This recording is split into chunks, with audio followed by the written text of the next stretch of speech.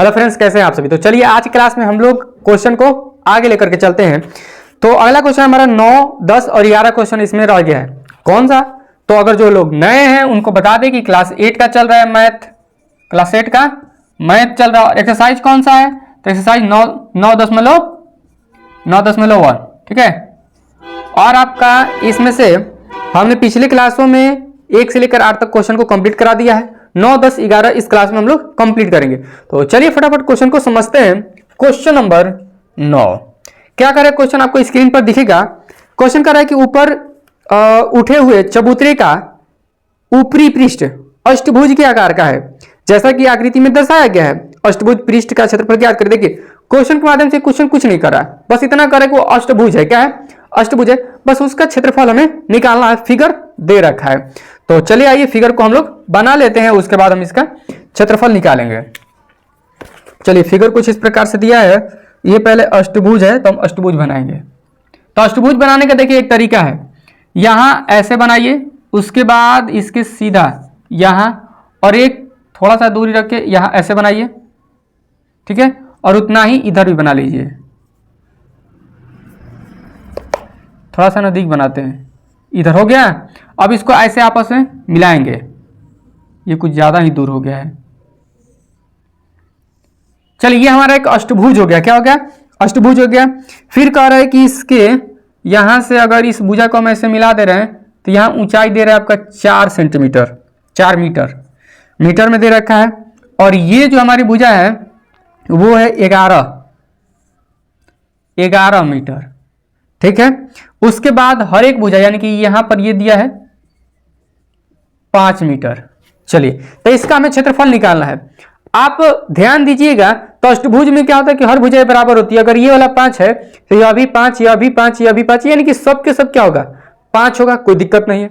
अच्छा, अगर ये वाला मिला करके 11 है तो इधर से हम ऐसे मिला देंगे तो यह भी कितना हो जाएगा? 11 हो जाएगा, इसमें नो डाउट है। जरा सोचिए कि अगर यहां से इसकी दूरी 4 मीटर है तो यहां से भी इसकी दूरी 4 मीटर ही होगी, है ना। यानी कि अगर हम आपसे कहें तो इसको भी हम देखिए चलिए मिला दे रहे हैं, ठीक है। हम अगर इसको मिला दिए तो इधर वाला भाग, ये वाला पार्ट और ये वाला पार्ट दोनों आपस में एक दूसरे के बराबर है। तो एक का क्षेत्रफल निकालेंगे, 2 से गुणा कर देंगे, हमारा यह भी निकल जाएगा, ठीक है। अब रह जाएगा बीच का क्षेत्रफल। तो बीच का क्षेत्रफल आप देख रहे हो कि आयत बन रहा है, यानी कि इसकी चौड़ाई क्या है? 5 मीटर और लंबाई क्या है? 11 मीटर। तो आयत का क्षेत्रफल भी हम निकाल लेंगे और दोनों को आपस में जोड़ेंगे तो इसका क्षेत्रफल निकल जाएगा। आइए सॉल्व करते हैं। तो सबसे पहले हम चलेंगे समलंब चतुर्भुज में। समलंब चतुर्भुज में तो समलंब चतुर्भुज हमारा क्या कह दिया है जरा देखिए। तो समलंब चतुर्भुज में आपका पहली समांतर भुजा दे रखा है।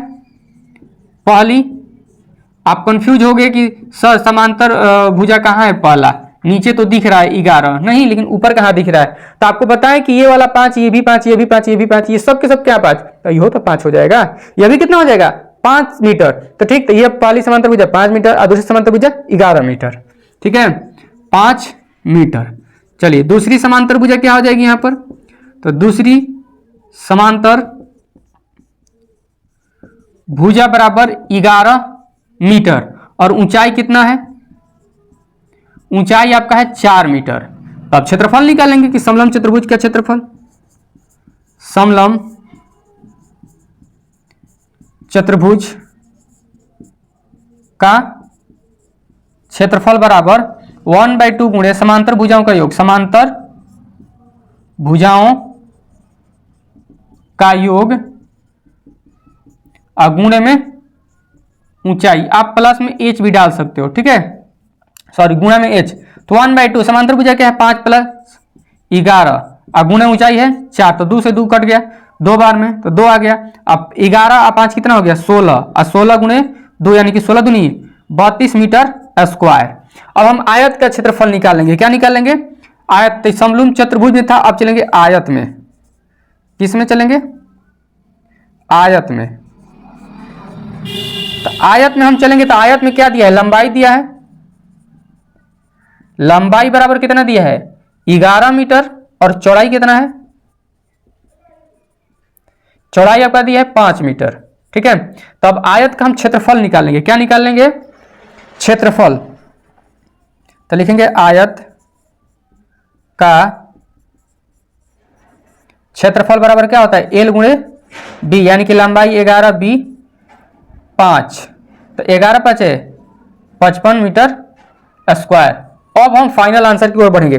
देखिए इसको उतारने के बाद आप ये वाला उतारिएगा, इसके नीचे ठीक इसको उतारिएगा, फिर यहां पर आप जो लिखने जा रहे हैं, अब अष्टभुज का क्षेत्रफल, अष्टभुज का क्षेत्रफल, तो अष्टभुज के क्षेत्रफल बराबर में क्या लिखिएगा, लिखिएगा 2 गुणे समलंब चतुर्भुज का क्षेत्रफल, समलंब चतुर्भुज का क्षेत्रफल, समलंब चतुर्भुज का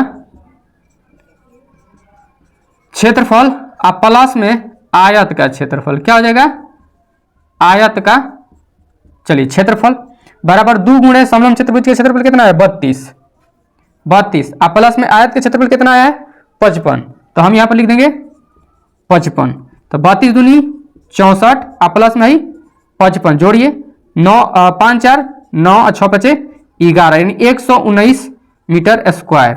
ये हो गया हमारा फाइनल आंसर। तो फटाफट आप इसको नोट डाउन करेंगे और इस प्रकार से आप सीक्वेंस में बनाते हैं, तो अगर आप किसी भी तरह से कोई भी एग्जाम में बैठते हो तो आपको फुल में फुल मार्क्स मिलेगा, वो कोचिंग हो, स्कूल हो या फाइनल एग्जाम हो, किसी भी तरह से, ठीक है।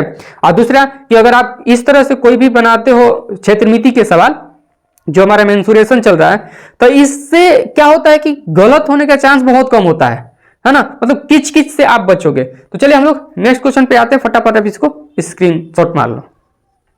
चलिए 10वां क्वेश्चन कह रहा है कि एक पंचभुज आकार का बागीचा है, जैसा कि आकृति में दर्शाया गया है। इसका क्षेत्रफल ज्ञात करने के लिए ज्योति और कविता ने इसे 2 विभिन्न तरीकों से अविभाजित किया। दोनों तरीकों का उपयोग करते हुए इन बगीचे का क्षेत्रफल ज्ञात कीजिए।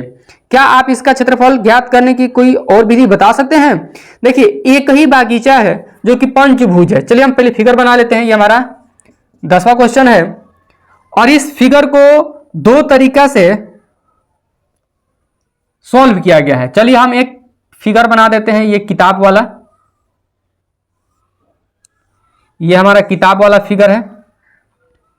जैसे यहां से 15 मीटर की दूरी है, ये वाला भी हमारा 15 मीटर है,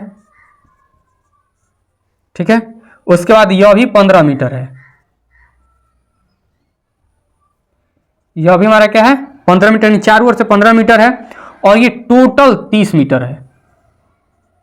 कितना हो गया 30 मीटर, बस इसमें इतना ही दिया है।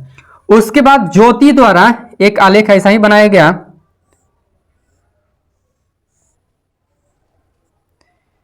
ये यहां से ऐसे कट करी है, ये ज्योति द्वारा है, ज्योति का आरेख।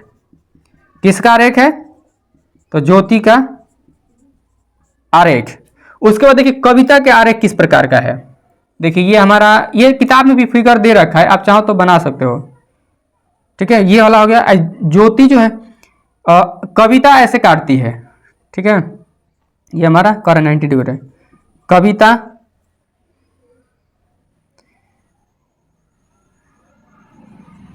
कविता का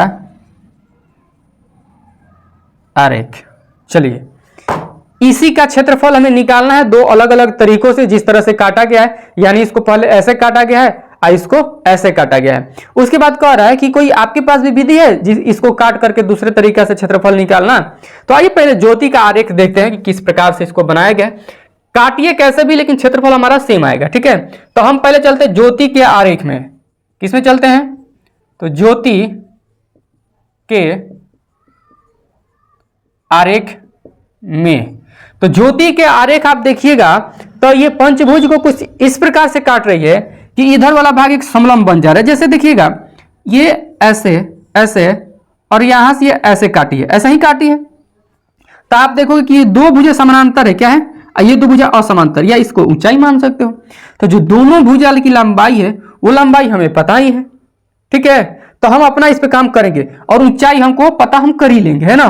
तो जरा देखिए ये वाला कितना दिया है, देखिए ये वाला पूरा है, यहां से इसकी दूरी कितना है 30, तो ये वाला कितना हो जाएगा 30।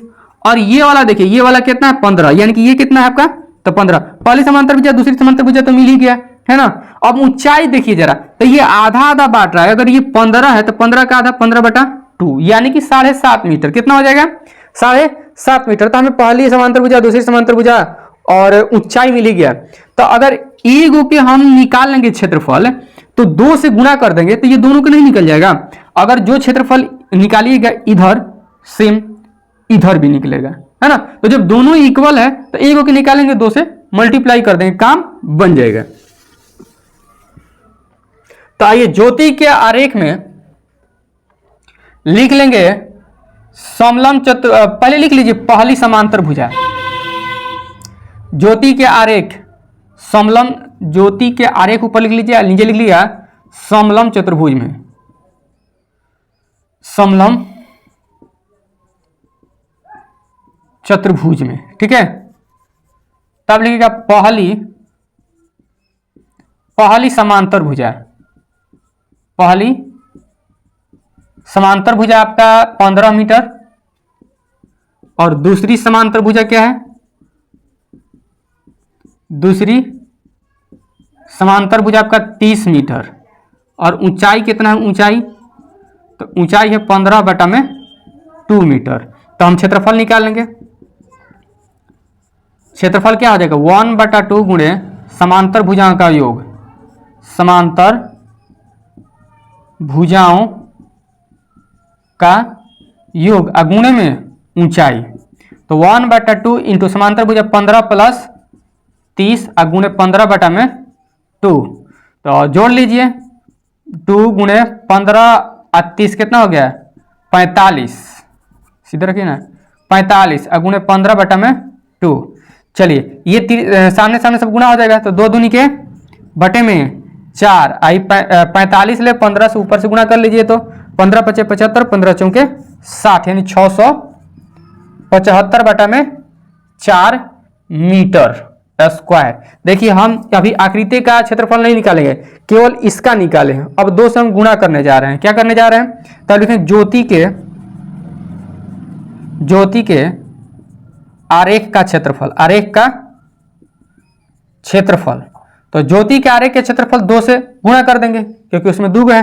तो 2 गुणे समलंब चतुर्भुज का क्षेत्रफल, 2 गुणे समलंब चतुर्भुज का क्षेत्रफल, चतुर्भुज का क्षेत्रफल।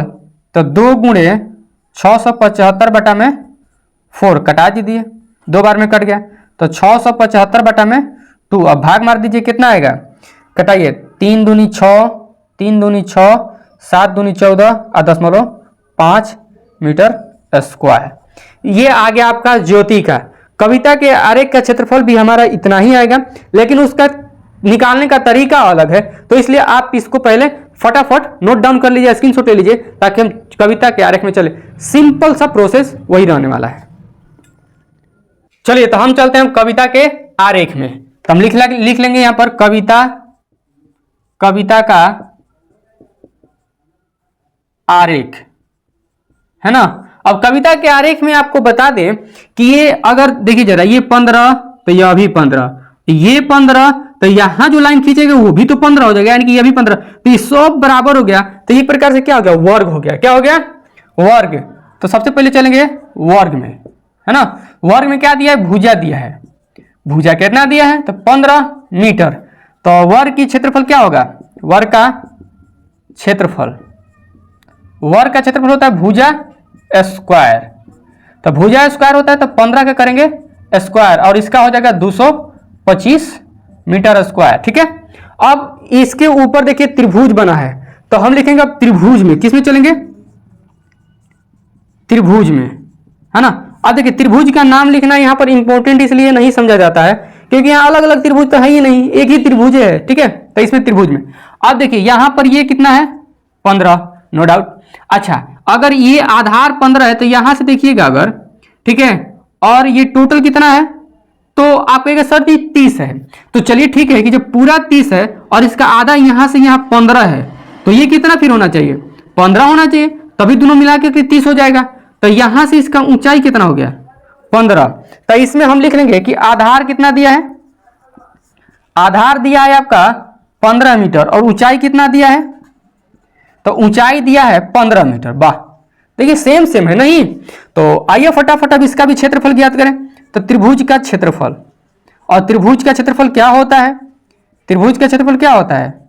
1/2 गुणे आधार गुणे क्या होता है? फटाफट बोलिए, आधार गुणे ऊंचाई। क्या हो गया? ऊंचाई।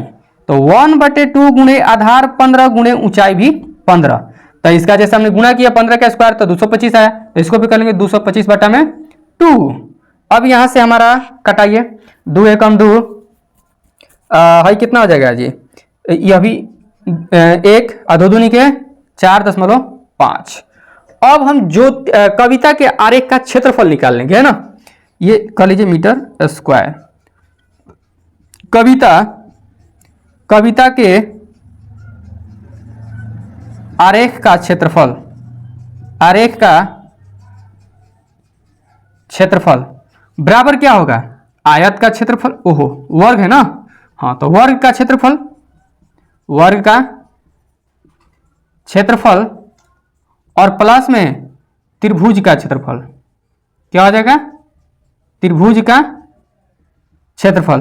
तो वर्ग का क्षेत्रफल हमारा कितना आया है? 225 प्लस ये हो गया 102.5, जोड़ दीजिए 5 के 5.5 2 7 2 1 3 2 1 3 मीटर स्क्वायर। देखिए जितना ज्योति का आरेख आया था उतना ही कविता का आरेख आ गया, भले तरीके बदल गए। इसमें समलंब निकाले, इसमें वर्ग और प्लस में त्रिभुज निकाले, तो तरीके बदल जाते हैं, बाकी क्षेत्रफल सेम ही रहेगा क्योंकि आकृति जो है वो बिल्कुल ही सेम है। अब पूछ रहा है कि क्या कुछ और तरीका है जिसके माध्यम से आप बना सकते हो? तो देखिए आप बना सकते हो, बिल्कुल बना सकते हो। जैसे मान लो कि हम यहां पर एक ऐसा फिगर बना लेते हैं, यही वाला सेम, ठीक है, ये हमने फिगर बना लिया।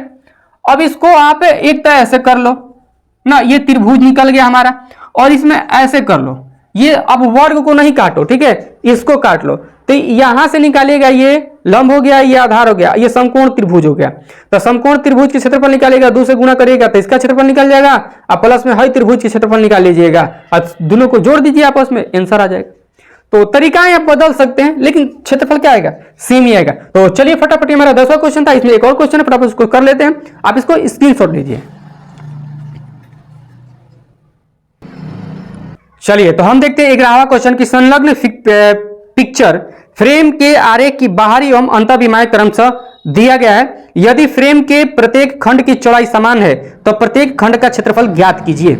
यानी हर एक खंड का क्षेत्रफल हमें यहां पर निकालना है। तो आइए सबसे पहले फिगर दिया है तो फिगर हम बना ही लेते हैं। ये हमारा एक पिक्चर है, पिक्चर का फ्रेम है ना।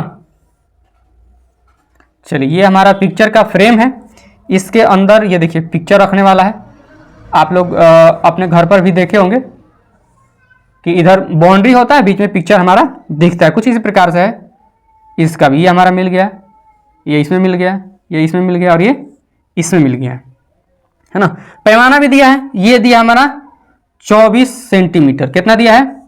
24 सेंटीमीटर। और ये दिया है 28 सेंटीमीटर, ये दिया है 28 सेंटीमीटर, और ये दिया है 16 सेंटीमीटर, 16 सेंटीमीटर, और ये दिया है 20 सेंटीमीटर। इधर कर लेते हैं, ये दिया हमारा 20 सेंटीमीटर, अंदर ही रखने देते हैं ना, तब प्रॉपर रहेगा 20 सेंटीमीटर। चलिए ठीक है, यानी ये 16, ये 20, ये 28 और ये 24। देखिए मतलब मजे की बात ये है कि आपको नहीं लगता कि ये सब आयत है ना, क्योंकि लंबाई चौड़ाई अलग अलग है, तो क्या फिर आयत है। और कुछ कह रहा है क्या? तो प्रत्येक खंड का क्षेत्रफल हमें ज्ञात कीजिए। चलिए आइए, अब ये हमारा मिल गया, प्रत्येक खंड का क्षेत्रफल निकालना है, यानी कि हमें इसका क्षेत्रफल निकालना है किसी भी हाल में। आइए देखते हैं, हम इसको एक तरीका से बांट लेके आकर जब प्रत्येक खंड का क्षेत्रफल निकालना है तो पहला खंड दूसरा खंड कर लेते हैं। इसको मान लेते हैं हम पहला खंड, और इसको दूसरा, और इसका तीसरा, और इसका क्या मान लें? चौथा खंड। कोई दिक्कत नहीं, क्योंकि हमें खंड निकालना है। तो पहला दूसरा तीसरा तो कर लिए। अब क्या कर सकते हैं, आप जरा दिमाग लगाओगे तो हमें ये 28 दिख रहा है। कितना दिख रहा है? 28, और यहां से यहां दिख रहा है 20, यानी कि 8 अभी और बच गया। 8 इधर, ये और ये दोनों मिला के कितना बच गया? 8, और 8 बच गया। चारों ओर से क्या है? सब के सब बराबर है, ये बराबर है, ये बराबर है, ये बराबर है, ये बराबर है। तो अगर 8 को 2 भाग में बांट दे तो ये 4 और ये 4, अब देखिए हमारा 28 आ जाएगा। देखिए यहां से ये 4 हो गया, क्या हो गया, ये हमारा 4 सेंटीमीटर, 4 + 20 24, और यहां से ये भी क्या हो जाएगा हमारा 4 सेंटीमीटर, अब 28 हो गया प्रॉपर, है ना। तो यहां से आप देखिए ऊंचाई भी निकल गया। अगर ये 4 है तो यह भी क्या है 4 है, लिखेंगे नहीं वरना लेंदी हो जाएगा, है ना। यह भी क्या है 4 है, तो चारों तरफ से ऊंचाई क्या है इसकी 4, बाकी भुजा मिल गया। अब देखेंगे ये एक समलंब है, तो हम चलेंगे पहला खंड में, ठीक है। तो हम चलेंगे, ये हमारा क्वेश्चन नंबर 11 है। तो पहला समलंबाकार खंड में, समलंबाकार खंड में, ठीक है, पहला समलंबाकार खंड में। सब के सब तो समलंबाकार का ही है, तो हम पहला नाम दे दिए क्योंकि 4 खंड का हमें क्षेत्रफल निकालना है। तो इसमें पहली समांतर भुजा आप किसको कहेंगे, जरा देखो तो। पहली समांतर भुजा, पहली समांतर भुजा किसे कहेंगे। देखिए ये लाइव तो चल नहीं रहा, लेकिन अगर आपको थोड़ा सा भी फॉल्ट समझ में आए कि सर हमें नहीं समझ में आया, यहां नहीं समझ में आया, वहां नहीं समझ में आया, जहां भी अगर आपको कोई भी दिक्कत परेशानी होगी तो आप कमेंट बॉक्स में जरूर कमेंट करिएगा, आपके लिए अब स्पेशल वीडियो आने वाला है, ठीक है। तो पहला, या तो देखिए ये हमारा एक समलंब दिख रहा है क्या, देखो हम दिखाते हैं, यहां से ऐसे ऐसे है ये वाला भाग यहाँ के, तो ये अगर हमारा 28 है और ये हमारा कितना है 20 है, यही बात है। तो हम पहली समांतर भुजा 20 सेंटीमीटर रख लेंगे और दूसरी समांतर भुजा क्या रखेंगे भाई, चलिए दूसरी समांतर भुजा रख लेते हैं, दूसरी समांतर भुजा रख लेते हैं 28 सेंटीमीटर, है ना। अब इसका ऊंचाई देखो, ऊंचाई कितना है 4 सेंटीमीटर और ऊंचाई क्या है तो 4 सेंटीमीटर। अब क्षेत्रफल निकाल लें, तो समलंब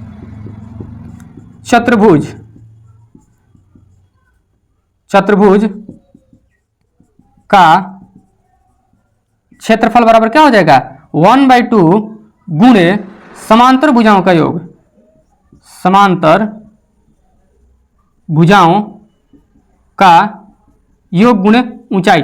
देखिए इसको बार बार लिखने से आपको इरिटेट नहीं होना चाहिए, क्योंकि इस केवल आपको पता होना चाहिए कि अगर आप किसी भी क्वेश्चन में फॉर्मूला को ऐड करते हो तो आपको फॉर्मूला पे 1 नंबर मिलता है, ठीक है। ये सारे स्ट्रक्चर होते हैं। तो 1/2 गुणे समांतर भुजा 20 प्लस में 28 गुणे में 4, ये 2 से 2 बार में कट गया, जोड़ दीजिए 28 और 20 कितना हो गया 48 गुणे 2 48, और ये कितना हो गया 8 दूनी 16 4 दूनी 8 9 96 सेंटीमीटर स्क्वायर। चलिए दूसरे खंड में चलते हैं, यानी कि दूसरा समलंबकार खंड में, है ना। सेम चलेंगे, पहली समांतर भुजा क्या है हमारा, पहली जरा देख करके बताइए, तो आप बोलिए, है ना, कमेंट करने से बढ़िया कि मुंह से बोल दीजिए, ठीक है। तो पहली समांतर भुजा आप अब इसको इसमें आ गए हम, तो इसका क्या इतना है 16 है। देखिए यहां 20 था लेकिन यहां क्या है 16 है, ठीक है। तो 16 सेंटीमीटर। और दूसरी समांतर भुजा, दूसरी समांतर भुजा हमारा क्या होना चाहिए, देखिए ये वाला 24, तो यह भी क्या होगा 24, ठीक है। अगर ये 16 तो यह भी उसी के माप का है, तो ये भी 16, ये पूरा 24, तो यह भी क्या हो जाएगा 24, तो इधर हो जाएगा हमारा 24 सेंटीमीटर। कोई दिक्कत नहीं सर। तो चलिए आगे बढ़ते हैं, ये हो गया हमारा ऊंचाई। ऊंचाई सबके लिए सेम ही है 4 सेंटीमीटर। अब लिख लेंगे समलंब चतुर्भुज का क्षेत्रफल, समलंब लिखिए आप इस पर मत देखिए, समलंब चतुर्भुज का क्षेत्रफल, ठीक है। चलिए अब इसका अब इधर ध्यान दीजिए, तो इसका भी लिख लेंगे फॉर्मूला 1/2 इंटू समांतर भुजाओं का योग, समांतर भुजाओं का योग गुणे ऊंचाई। तो अब यहां पर लिखते हैं गाइस, ठीक है। तो 1/2 गुणे कितना है 16 24, तो 16 प्लस में 24 गुणे में कितना है हमारा 4, तो ये तो कट जाएगा, इसको मिटा देते हैं, 2 बार में कट गया, तो बराबर अब बचा क्या 16 24 जोड़ दीजिए, तो 6 4 10 के 0 और 3 1 4 40 गुणे 2 40 दूनी 80 सेंटीमीटर स्क्वायर। अब देखिए तीसरा खंड का क्षेत्रफल कितना मजेदार है, मजा आ जाएगा आपको देख करके कि वाह सर क्या बात है ना। तो यहां पर हम लिखेंगे तीसरे खंड समलंब खंड में, समलंबकार खंड का क्षेत्रफल डायरेक्ट ही लिखते हैं, ठीक है, का क्षेत्रफल बराबर, देखिए तो जरा, जितना 3 का आया है, सॉरी जितना 1 का क्षेत्रफल आया उतने 3 का आएगा, क्योंकि इसमें कोई फर्क नहीं है, क्योंकि इसके जस्ट सामने है, एकदम बराबर है। तो इसलिए हम लिख लेंगे कि दूसरे समलंबकार, पहला समलंबकार खंड का क्षेत्रफल, ठीक है। तो इसका कितना आया है हमारा 96 सेंटीमीटर स्क्वायर, तो 96 सेंटीमीटर स्क्वायर आंसर। इसी प्रकार चौथा समलंबकार समलंबकार खंड का क्षेत्रफल, चलिए जरा बताइए कि अगर तीसरा का क्षेत्रफल पहला के जैसा है तो चौथा के क्षेत्रफल कैसा होगा, दूसरा के जैसा, बिल्कुल। तो ये हमारा दूसरा समलंबकार खंड का क्षेत्रफल हो जाएगा, ठीक है। तो दूसरा का कितना है 80 सेंटीमीटर स्क्वायर, तो 80 सेंटीमीटर स्क्वायर आंसर। इस प्रकार से हमारा चारों खंड का क्षेत्रफल निकल गया। तो फटाफट आप इसको स्क्रीनशॉट ले लीजिए। चलिए, तो इस प्रकार आपने देखा कि आज के क्लास में हमने 9.1 को बिल्कुल कंप्लीट कर लिया है, और अगले क्लास में हम शुरू करेंगे 9.2, या फिर देखेंगे तो इसका 1 शॉट वीडियो लाने का प्रयास करेंगे, जिसमें एक ही क्लास में ये सारे क्वेश्चन आ जाए, यानी 1 से लेकर के 11 तक क्वेश्चन स्पष्ट रूप से आ जाए। हालांकि वीडियो लंबा हो सकता है, 40 या 45 मिनट से भी क्रॉस कर जाए, लेकिन लाने का जरूर प्रयास करेंगे। इसमें एक ही वीडियो में आप 1 घंटा की क्लास में करोगे तो ये एक चैप्टर क्या हो जाएगा हमारा खत्म, यानी 9.1 खत्म हो जाएगा, ठीक है। तो चलिए मिलते हैं या तो 1 शॉट में या फिर अगले क्लास 9.2 में।